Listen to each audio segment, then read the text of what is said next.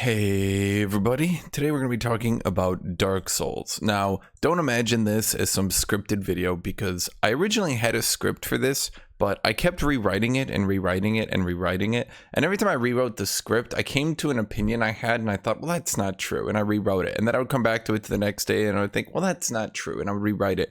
And one of the interesting things about Dark Souls is that it's very, very interesting to talk about Dark Souls. I think all three games spark a lot of interest in discussion amongst people who play them. Even Demon Souls sparks a lot of interest. The only thing more interesting than playing Dark Souls is talking about Dark Souls. And in fact, talking about Dark Souls might be more interesting than anything else you can do. So for this video, think of this as I wrote a general list of things that I want to go over, and what you're going to be getting is my opinion on them. So grab some coffee. We're just going to talk about Dark Souls while I put up some footage, and you can agree or disagree with anything I say in the comments, because I realized at the end of the day, everyone has their own opinion on Dark Souls, and everyone has their own opinion on each individual mechanic. And I think even within the community of Dark Souls itself, that there's no consensus on basically anything. The only thing the Dark Souls community seems to ever agree on in mass is that terrible quest design is actually somehow good. I'm opening with that one because you guys will hate that one. Okay, so the one thing I want to talk about first and foremost, everyone gets to make their first Dark Souls video. This is my first Dark Souls video. So what do I want to say with my first video? What could I possibly add to the conversation? One thing that I see so rarely discussed about Dark Souls is the fact that Dark Souls 1 in particular is probably the most gatekept game in all gaming history. After Dark Souls 1 was released, they had the Dark Souls Prepare to Die edition. They had Dark Souls 2, which had the funny intro about you dying again and again and again. Dark Souls 2 has a player death counter on it. Dark Souls became very much about dying and how the player is going to die again and again and again. I think the marketing campaign and how the player base took the game started to warp people's perspectives about the game. In Dark Souls 1, you will die a lot. It's like many games. Many games you will fail a lot. And that doesn't define the game, however. The general idea to people who don't play the game is that if you aren't good at the game, you're going to die over and over again, and you're going to fail, and you're going to be unable to beat the game. But that's very far from the truth. Bad players are very capable of beating Dark Souls 1. The difficulty in Dark Souls 1 is beating the game. The challenge is actually beating the game. The mechanical difficulty of the game. How low do your reactions need to be? Can a 50-year-old beat the game? Yes, all of these things are true.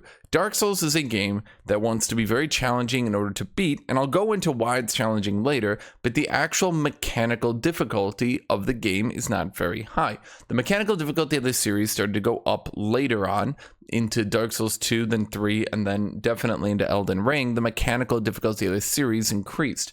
But back in Dark Souls 1 and Demon Souls, I believe that the mechanical difficulty was not really that high. Now, for the purpose of this video, I'm going to categorize the Dark Souls series into like two different time periods, okay? And it's going to sound weird, but I assure you it does make sense. Demon Souls and Dark Souls are effectively remakes of each other. They basically play the same. They basically are the same game. Dark Souls is just the updated version of Demon Souls meant to be more playable. Dark Souls 2, Dark Souls 3, and Elden Ring fundamentally started to change the formula. So for this video, do note that when I talk about Dark Souls, unless I specify it, I'm probably talking about either the series as a whole or Dark Souls 1. I'll often, if I say Demon Souls, we're talking about Demon Souls. But don't get it mixed up here. When I say Dark Souls 1 shields are good, I'm not talking about Dark Souls 2 or Dark Souls 3 or Elden Ring. For the purpose of this video, we're talking mainly about Dark Souls 1, because I believe there was a I just played through Dark Souls 1 and Dark Souls 2 and Dark Souls 3 and Elden Ring. I played through all of them this month, and there was a very clear, very large mechanical shift in the game's, I'm going to say its philosophy, going from the first game to the second game to the third game. the first game to the second game are very, very, very different, okay? And I just want to get that out of the way here. And I just want to say Dark Souls 1 and Demon Souls are basically these two buddies, right? Dark Souls 2 is kind of the middle ground, but it's very weird. Dark Souls 3 and Elden Ring, those are off in the corner. By this point, by Dark Souls 3 and Elden Ring, you're in a very different game, right? So for those who have played Elden Ring and you've only heard stories about Dark Souls 1, I can tell you that despite having the same systems, despite having many of the same buttons you press, etc., that the games have a very different feel to them. They're similar games, but it's like different takes on the same game. Okay, the second thing I want to talk about is game reviews. Why do I want to talk about game reviews? Because we're going into the fact that what I want to say is that you're being gaslit from Dark Souls, right? And Dark Souls fans tend to talk about this game as if only the greatest, lowest reflex people could ever beat Dark Souls, and that couldn't be further from the truth. One of the things is as I was making this video, I believe the meme that game reviewers hated Dark Souls games. They hated them. They gave them terrible review scores and told everybody not to play them. That couldn't be further from the truth. In fact, Demon Souls and Dark Souls 1 both got about 9 out of 10 on average. In fact, Demon Souls, I think on average, got rated higher than Dark Souls, if you can believe it. Game reviewers did not hate these games. They did not give them terrible scores. They said that these games would often kill the player, which is true. They said that these games would have very complicated challenges, which is true. They said that these games are hard to beat, which is true. But I think the Dark Souls community as a whole has come together to try to scapegoat these game reviewers for why these games didn't sell very well. And I know we're getting a bit off topic here, but allow me, this video might be long depending on how long I talk, because I do like to hear my own voice. So game reviewers aren't to blame for the poor sales of these games. They rated them very highly. What is to blame was FromSoft's reputation. Now, I'm 34 years old. Some people believe that. Some people look at me and they say, you can't be 34, but I assure you that's how old I am. Back in the day, I actually did buy many, many, many FromSoft games, and then I stopped. Why did I stop? Well, because I bought Armored Core 4, I bought Armored Core 4 Answer, and I bought Chrome Hounds. And between these three games, I felt to myself that the overall quality of these games was not really that great. These were not terrible games, but this was not some sort of pedigree that FromSoft could wave in front of me to get me to buy games. Armored Core 4 Answer, in particular, despite being another $60 game, mechanically just copied Armored Core 4 and tried to release an expansion pack as a $60 game. Now, I did look at it, adjusted for inflation. Buying these three games nearly 20 years ago would have cost me about $280 nowadays. Now, if you were me, and you were many of the gaming audience at the time, if you saw that they were releasing these many games, back to back to back with very low quality, would you have continued to buy more FromSoft games? A lot of people don't really understand that FromSoft was not exactly a game company that had their name associated with the quality that it does now. They were releasing games like Another Century's Episode, Portable, Monster Hunter Diary, Poka Poka Iru Village, Another Century's Episode, R. They were porting games nonstop. They were releasing very low quality games, and they were doing all of this at the same time they were releasing Dark Souls and Demon Souls. Now, after this time period, around, I want to say 2013, 2014, FromSoft stopped releasing this shovelware, but the damage to their reputation had been done. People like me weren't really trying to go out of their way to play a FromSoft game. When we heard a FromSoft game was releasing, I remembered that money I'd put down on Armored Core 4. I remembered that money I put down on Chrome Hounds. And I thought to myself, I got better things to do with my time. Now, obviously, the company has stopped putting out shovelware. They have reduced their rate of releases substantially. They have gone to a much higher quality. Demon Souls and Dark Souls 1, unfortunately, did release in that time period where their name wasn't really associated with quality. Now, going back and playing these games, I can see the, the cracks in them. You can very much see that the game was trying to shove these games out the door. And yet, despite that, Dark Souls 1 remains actually a very high quality game. This was not game reviewers keeping people from the game. This was the company's reputation finally catching up with them, at least in my opinion. Now, again, I do believe Demon's Souls 1 and Dark Souls 1 were rushed. In fact, it seems that basically every game FromSoft has ever done has been rushed.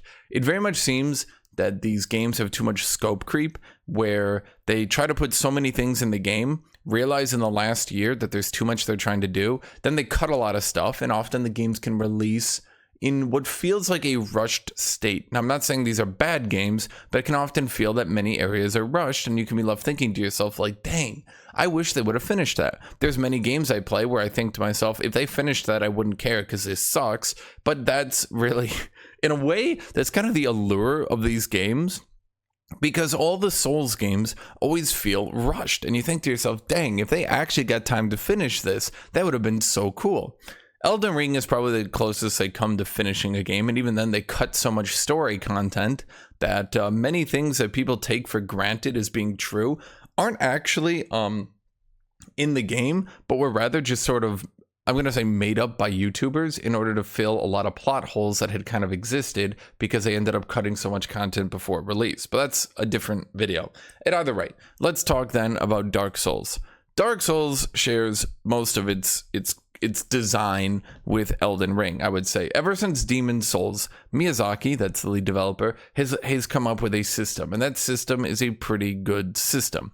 When you level up, you put a point in a stat.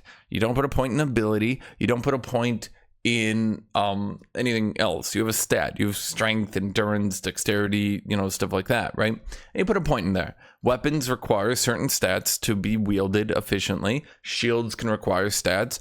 Armor weighs you down. You can put points into getting more health, into getting more stamina, into getting more carry weight. Gear doesn't have, I should say, armor. I think in Dark Souls 1 you could upgrade your armor, or was it Dark Souls 2? I can't remember. They eventually removed it, and it was never very good, so no one ever recommended you do it. So I'm kind of actually forgetting this now. But armor, I think you could upgrade, but it wasn't really good or important and kind of just wasted your time. I think in Dark Souls 2 you could upgrade your armor, but not in Dark Souls 1. The weapons you can definitely upgrade, and that's where you get the majority of your damage upgrade, but you don't have any special effects. Sometimes there will be one piece of gear that can give you a stat, but it's by far not the average. 95% of gear is just there. You have weight on it, and you have defensive properties. Most weapons will have some sort of special attack they can do, an attack pattern, but other than that, weapons are just there for damage. The game mechanically is not from the ground up that complicated of a game. You put stats every time you level up quite often. You carry better gear, you carry better weapons, you upgrade your weapons, that's it. The combat, as I just mentioned, you don't really have that many kinds of attacks you can do. You have light attacks, you have heavy attacks, you have, this game's, I'm going to call it the jank version of their jumping attack. And that's about all you can do. It's certainly more attacks than a Zelda game, and it's certainly I'm going to say important, because the thing is, when you look at Dark Souls versus Elden Ring is just one example, because attacks in Dark Souls 1 are so much slower, which is a very important thing about the game. Attacks are so much slower. This means each individual attack matters more. Can you do 2 light attacks or a heavy attack? Does your attack do enough damage to hit stun an enemy, or will they continue to swing through your attack? Is your weapon fast enough to hit an enemy before they hit you, allowing you to hit stun them? How much reach does your weapon have? These generally are the more important things. And that's something that it's very different going into Elden Ring. In Dark Souls 1, it's like you're trying to play a fighting game with the enemy where you only get to do singular attacks very often. If they try to swing at you and you back out and you dodge, they're going to sit there and they're not going to go into their next attack instantly. They're going to recoil. They're going to do recovery from their attack. And then at this point, you get to walk up and hit them repeatedly. If an enemy swings at you and you block it, they'll generally do like a recoil. They'll go, ah, and then you get to hit them. It's a very slow game. It's not a very complicated game. Again, certainly more complicated than things like Zelda or Mario, but not in the grand scheme of things. It's not that complicated. This isn't Devil May Cry. This isn't anything like Ninja Gaiden, okay? And I want to get that across because this helps people who are concerned about the game, who might think that this game is too complicated for them. I assure you, it's not. You're going to get a weapon, you're going to try to get its stats, and you're going to try to beat enemies to death. Now, this is, of course, where the complicated nature of the game starts. What stats do you want to put points into? Do you want to put all your points into strength because you're a warrior? No. Generally speaking, you want to put just enough points to carry a weapon and then no more into strength, because each additional point you put into strength increases your damage so minimally it's not worth the investment. You can either get about 3 to 4, 5% more health per point, or 1% or less of damage. So putting a point into strength to increase your damage is just really not worth it. Putting a point into health is very much worth it. Putting a point to get more stamina so you can block more, or so you can attack more before you run out of stamina, that is very important. This is kind of the difficulty of Dark Souls that doesn't get talked about very much. It's not very clear what you should be doing until you actually play through a lot of the game or read a guide, or you've maybe struggle bust and beaten the game. Figuring out the game is actually, ironically, part of the game. So what do those second numbers mean on your weapon? You could probably figure it out, and then you would feel good. But the game doesn't really help you that much to figure everything out. It does a decent job in giving you clues, I would say. The UI isn't completely abysmal. There are ways you can hover stats and see what the stats do. But again, for example, when I see myself putting a point in strength, I looked at the damage and I said, well, putting a point in strength just doesn't seem worth it. Once I can use the weapon, it doesn't seem worth it. Well, the majority of your damage upgrades come from upgrading your weapon. They do not, in fact, come from putting points into strength. And that's just something you have to learn, right? Gear. Why am I heavy rolling? Well, you don't really know. That's something that's not really discussed a lot. How much weight do I need to use before I go back to medium roll? Once again, something maybe in the game somewhere it was told to you, but I didn't really know. Like, I knew because I had, people telling me, but I didn't really know from the game itself, right? So maybe you should wear lighter armor so you can dodge roll more. But that's another thing about Dark Souls that people don't really talk about, is that if you wear the heaviest armor you can get, that's totally fine. The game doesn't really need dodge rolling. You can sit and tank through bosses and heal through bosses. You can block through bosses and be just fine in this game. And this kind of goes into the combat, and in particular, the shield. Within Dark Souls 1, it's not really that complicated of a combat system, and this is what I was trying to talk about, okay? You've got your light attacks, you've got your heavy attacks. You try to use whatever attack can outrange your enemy. Can you not outrange your enemy? Well, then you can try to walk into range. They'll start their attack. You back off. They swing. They miss. Then you go in and you hit them. Alternatively, if you block the attack, they'll reel back. I know I just said this, but this is generally how the combat works. It's very slow paced. They try to hit you. You can either avoid it or take the attack. Then you try to hit them. If your weapon is heavier than theirs, you'll generally interrupt their attack. Many enemies are way too big to interrupt, so you can't really rely on that all the time. But it is a pretty good way to fight humanoids, because when you fight small little human-sized enemies, generally hitting them will take them out of their attack animation. And I would say that's the majority of the combat. The combat is not really going to be more complicated than that. You can use some spells, you can use some special attacks, but for the vast majority of the run, this is going to be how you play the game.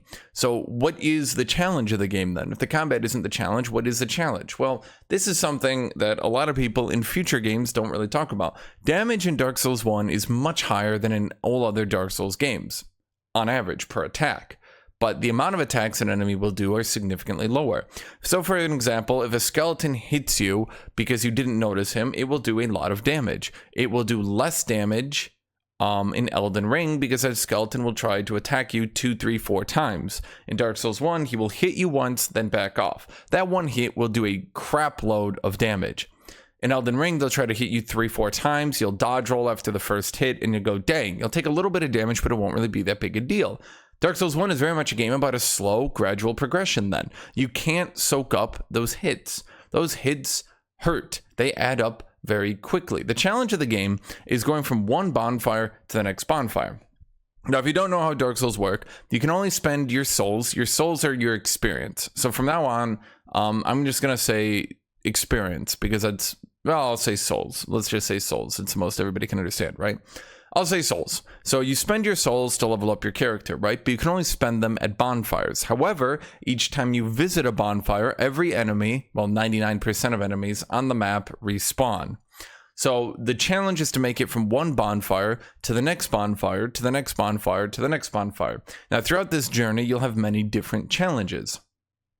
You'll have to take it slow. Enemies will try to ambush you. If you have a shield, you can block everything in front of you, which is good. You can block an attack, hit them back, block an attack, hit them back, block an attack, hit them back. They die. The 3 enemies fight you, all 3 of them will likely clang off your shield, so you can even get hits back in. But Dark Souls will often have enemies who try to come into the fight behind you. Enemies will try to circle strafe behind you. The game tries to give you the ability to take it very slow and to get from one bonfire to the next, but constantly prick at you with 1,000 needles. You might find an enemy who's got a magical attack, and you can't block magical attacks, and it hits you because you either didn't notice it, you didn't know how to dodge roll, etc. An enemy might have an attack that has like a poison gas breath, and you saw it coming, so you backed away. He's got a lightning breath attack, and, you back away. They got fire breath attack, right? Lots of breath attacks in this game. You back away. Enemies might do lots of different things to you, and your job is to make it from one bonfire to the next bonfire on your potions. Your potions refresh each time you go to a bonfire. So you've got 5 potions to make it from one bonfire to another bonfire. You've got 5 times you can heal. If at any point you run out of health and you don't think you can make it to the next bonfire, likely you'll have to go back. Because if you die, you drop all your souls. You have one chance to pick them up. If you die the second time, your souls are gone forever. It does give you an opportunity to pick up your souls, but if you can't make it from one bonfire to the next, it's likely you'll just have to go back. If you die, you're going to have to fight through everything again to try to get back to your souls. So the game's difficulty is in the moving from one bonfire to another bonfire. Now, the game does give you many opportunities to make this easier. Now, this is where Dark Souls 1 doesn't really get talked about a lot. Dark Souls 1 can be made easier a lot, very frequently, by many different things, and they are 100% intended. So, for example, as you clear through the game, you will get humanity. If you use humanity, you become human. That's not very clear, but, whatever. It's not that big a deal.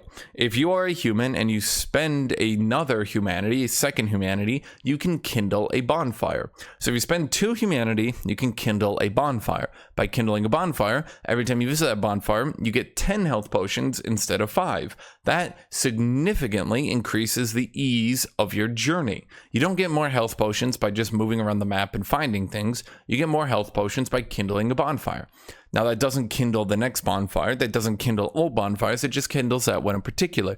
So if you're having a challenge, if you're having a difficulty moving from one bonfire to another bonfire, what you can do very easily is you kindle the bonfire, and now you have 10 health potions.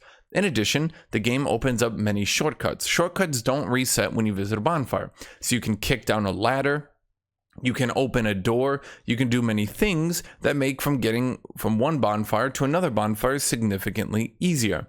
So if an area seems particularly difficult and I think to myself, this is just way too much of a challenge, I must be doing something wrong here, you can often go find a shortcut or something that will make your journey a little bit easier.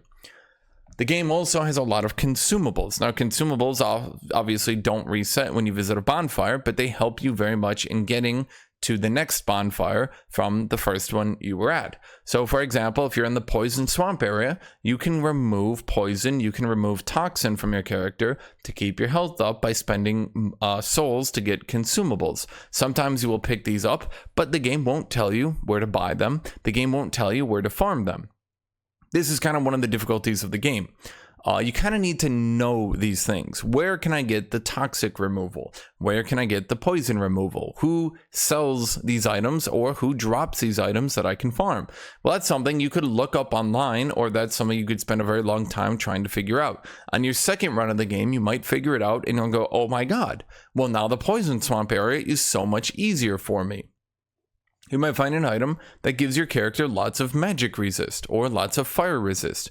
Well, now that boss who keeps killing you with fire damage, well, now you can use a consumable, get a limited time fire resist, and now it's significantly easier to beat that boss.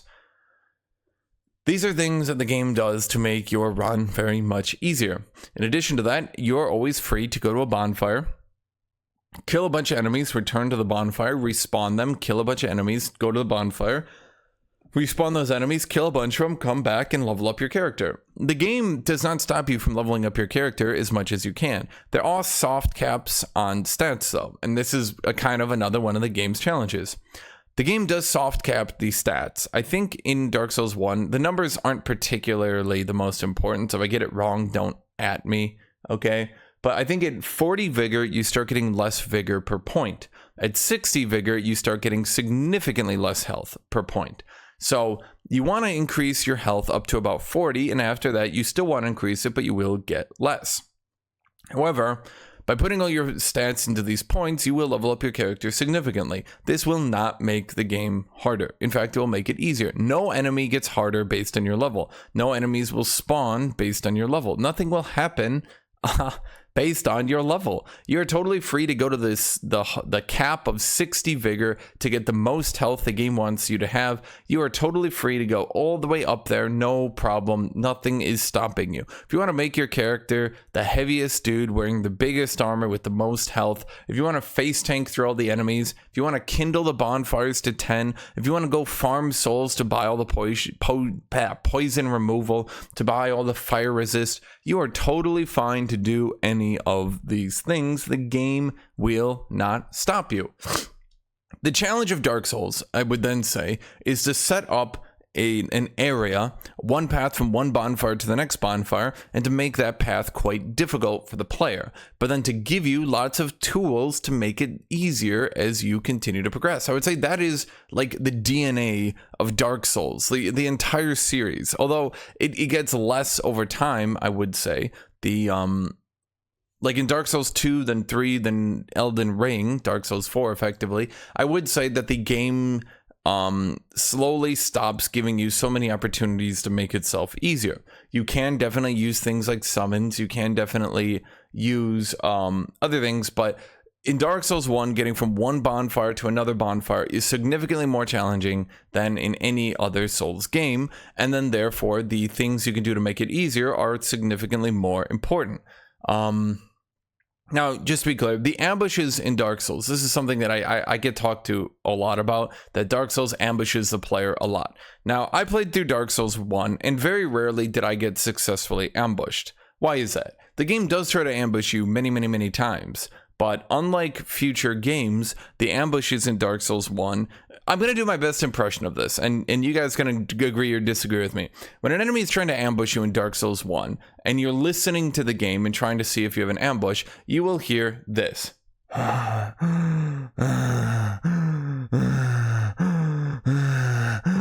in the very next room, you will go, oh, I guess there's an ambush on the other side of this door, right?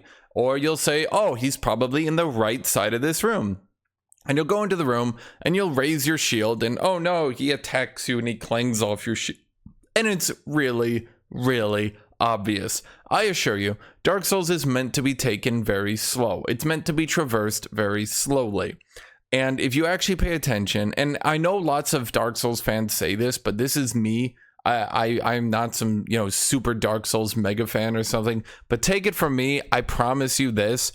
Moving from one bonfire to the second bonfire, the vast majority of the time comes down to spinning your camera around to look at your surroundings, comes down to listening to seeing if, well, I guess to listening if an enemy is ahead of you, not seeing, but listening if an enemy is ahead of you, to observing things, to noticing when a bad guy is doing a fire breath attack and their breath starts doing and the fire starts coming out and you go, oh, I should back away from that. I can't block that. That is the majority of the difficulty in the game. I assure you, that is the majority of the difficulty. And the right way I have to put it is that it just fundamentally, this is why I group Demon Souls and Dark Souls 1 into different game categories, almost entirely different game categories, because they just don't play like Elden Ring. Elden Ring and Dark Souls 3 are very much about jumping into a room, doing big attacks, hit stunning enemies, dodge rolling their attack, attacking them again, etc., etc. Dark Souls 1 is about going around, spinning your camera, looking around, hearing for things, going into a room, seeing an enemy, blocking their attack, hitting them back, blocking their attack, hitting them back. That's Dark Souls 1. It's a very big exploration game. With that said, I did mention that the game is very difficult to beat. That's because the game doesn't really try to help you. It gives you many opportunities to make the game easier, but in no way does it ever make an attempt to help you. It will give you vague directions to go to an area. Go up, go down, go through somewhere here. These are general ideas, but it doesn't have a map marker. It doesn't tell you where to go. There can be a shortcut that makes the game significantly easier for you, but the game won't tell you. You might notice to yourself, there's a ladder here, and someone could kick down this ladder, and then you could never find where it is. But if you do proper exploration, and if you do proper searching, you might find where to kick down that ladder to make the run from one bonfire to another bonfire significantly easier.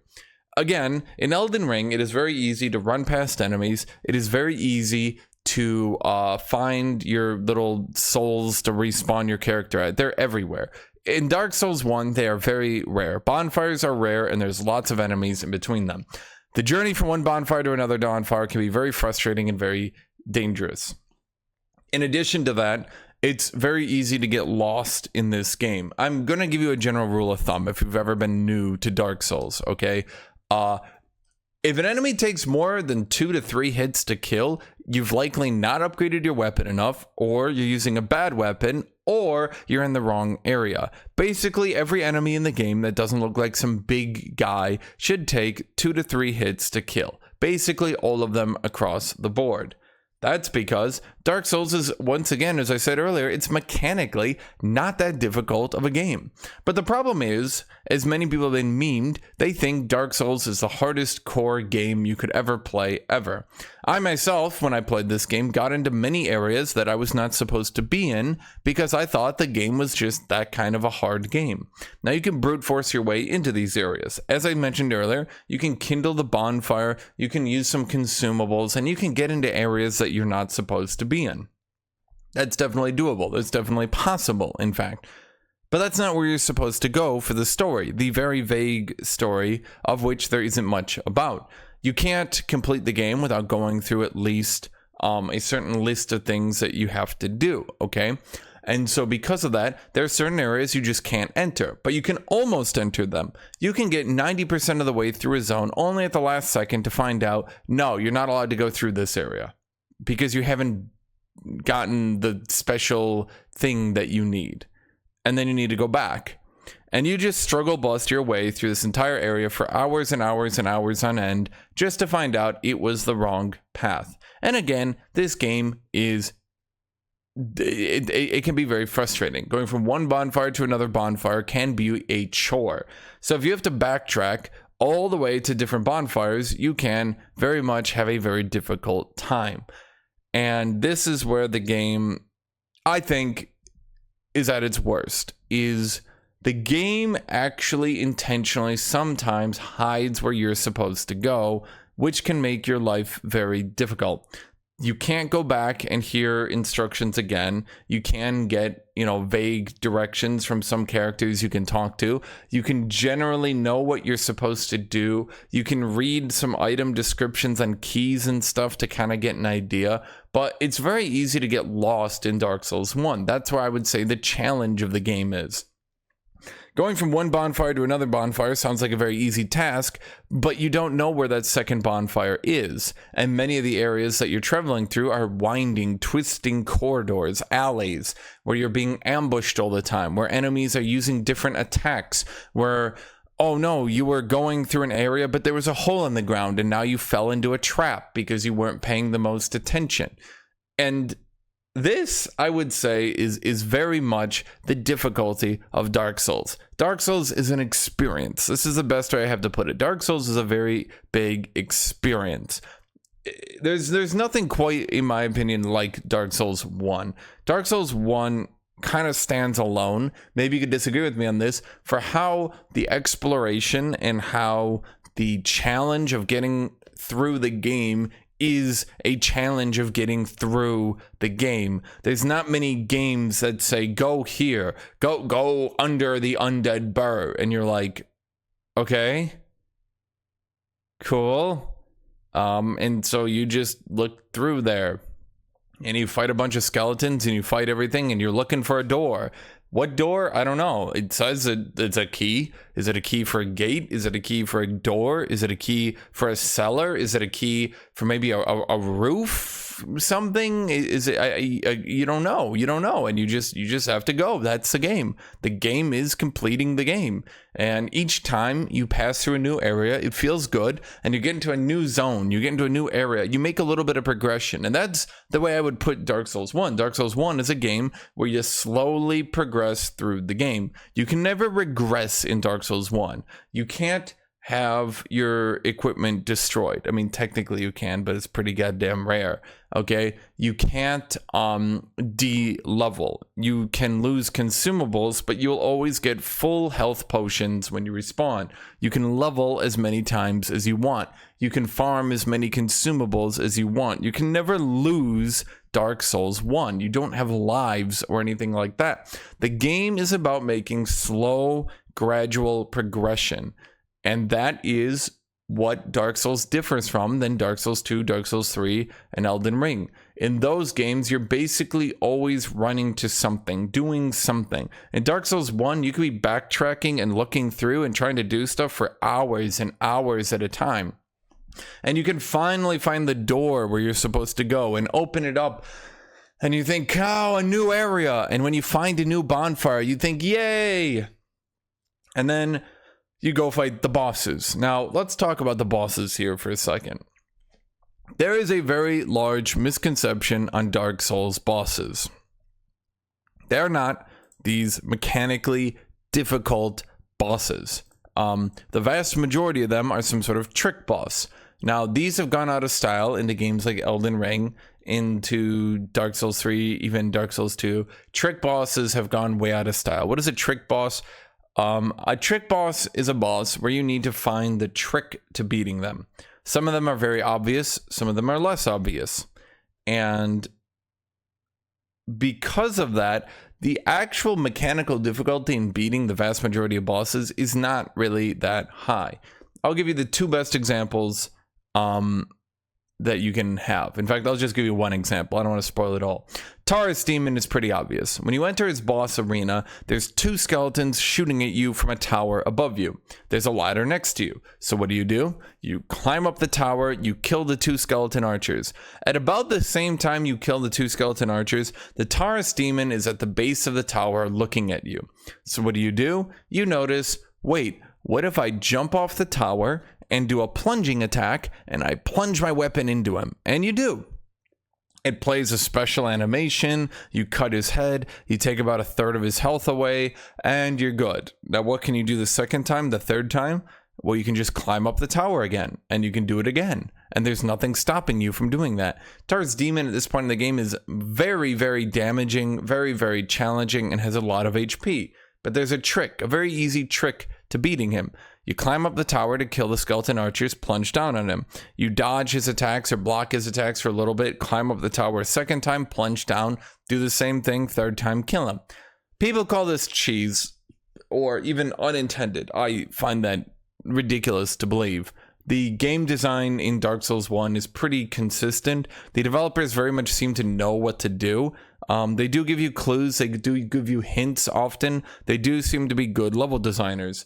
For the bosses that it wants you to beat a certain way, it is often obvious how they want you to beat them. Some of them not as obvious, but there are some of them that are quite obvious. Taurus Demon would not have put those two skeleton archers above you if they didn't want you to climb the tower. If they didn't want you to climb the tower, they wouldn't have put the ladder right next to you as you enter the arena. They wouldn't have put Taurus Demon so far away from you at the start of the fight that he has to run all the way up, then get right next to you as you enter the tower. It is very much a boss fight that was designed to be figured out how to beat it. Now, this doesn't stop at just certain activities you need to do to beat the boss. Some bosses can't hit behind themselves really easily. Some bosses, if you hit their tail, you can cut off their tail and get bonus damage. Some bosses just are really easy to block. Some bosses, if you resist a certain damage type, don't end up being a very big challenge anymore. That's just kind of how Dark Souls is. Sometimes changing your gear, sometimes changing your weapon, sometimes getting a consumable that adds a certain damage type to your weapon. For example, a boss could be very weak to fire damage, and if you get a consumable that makes your weapon do fire damage, you can now do huge damage to that boss. That's kind of how Dark Souls 1 is. It's not a mechanically difficult game. These bosses are not, for the most part, doing these huge winding, sweeping attacks where they're hitting you 3, 4, 5, 6 hit combos, right? The vast majority of the time, the boss will attack once, maybe twice, and then they'll say, your turn, and then you go, and then they take their turn, and then you take your turn, And the challenge comes down to having enough damage, to having enough tankiness, to having enough healing, to either dodging their attacks enough that you kill them. Dark Souls 1 mechanically, as I keep saying, is the very easiest game in the game. Or sorry, in the series. If you think that Dark Souls 1 is some complicated game that you can't beat, well, you know, you could very much beat it.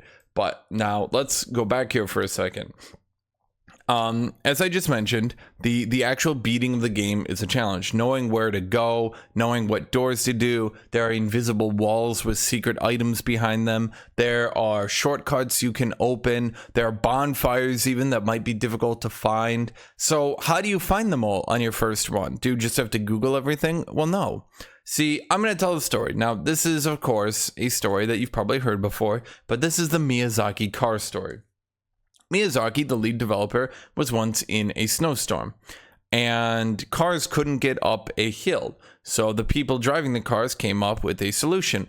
They would push each other up the hill. The first car would get behind, the second car would get behind the first car, and he would push him up the hill. And then the third car would be behind the second car, and he would push him up the hill. And the fourth car would be behind the third car, and he would push him up the hill.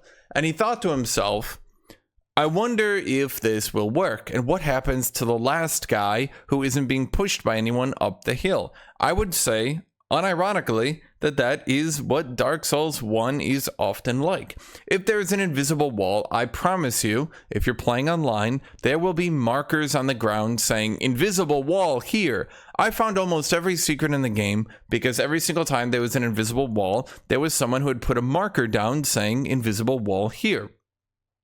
If a boss was weak to a certain damage type, there would often be a marker on the ground saying, difficult foe ahead, try fire, or something like that. They can't say anything on these markers, but they can, say enough to matter, right?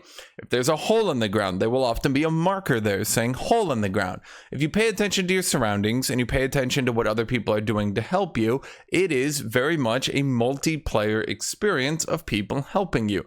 People try to help you through this game.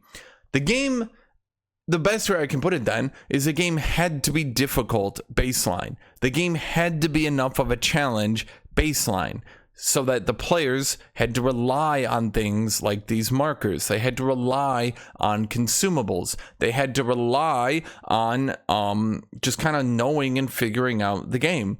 Because if nobody had to rely on any of this stuff, then it was all pointless. The experience of Dark Souls wouldn't have worked. And again, as I finish up this video, that's really what I want to say. The experience of Dark Souls is very, very unique. It is, after I played Dark Souls 1, 2, 3, and Elden Ring, my opinion is that my experience with Dark Souls, although it might not have been that long of an experience, it was a very, very good game. I think of all of them, let me look here. Dark Souls, I'm going to look here. I put... Of Dark Souls 3, I quit Dark Souls 2. I couldn't stand it. It was terrible. I'll get into that later. But between Dark Souls 1, Dark Souls 3, and Elden Ring, Dark Souls 1 is the shortest game. I came up at 35 hours to beat it, which definitely is a long time, by the way. For an experience, for a game that can often feel grueling, this can be a long time. But I would say this was my most memorable experience of the 3 games. The areas were unique. The challenges were unique. Every time you found a shortcut, you thought, aha. Every time you got to a new area, you thought, aha. Every time you figured out that one enemy was weak to strafing them left or strafing them right, or maybe you could go behind them and they didn't have many good attacks if you were behind them. Every time you figured these things out, you'd go, aha. If you find how to get poison removal, you seemed like a smart dude. If you knew how to remove poison, you just felt smarter. If you knew how to remove toxin, you felt very smart, because toxin was the worst debuff in that game.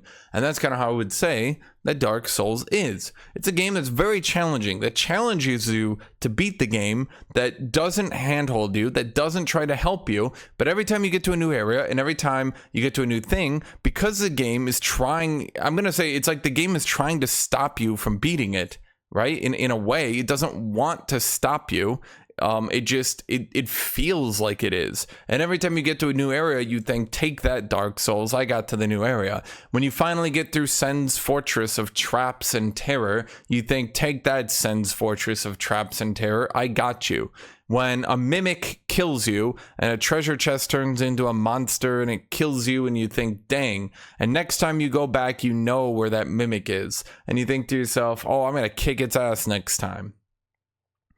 That's Dark Souls. And that's all I want to say about Dark Souls. I think everybody should try Dark Souls at least once. I think it's a very fun game. I think it's a very enjoyable game. And I think most people would like playing the game. And in the footage in front of you, I will very much show you my run where I beat it with a lot of shielding. That's because I think that helps people understand that the game is not this mechanical beast that a lot of people seem to think it is. It is not the otherworldly challenge, okay? You can grab a shield.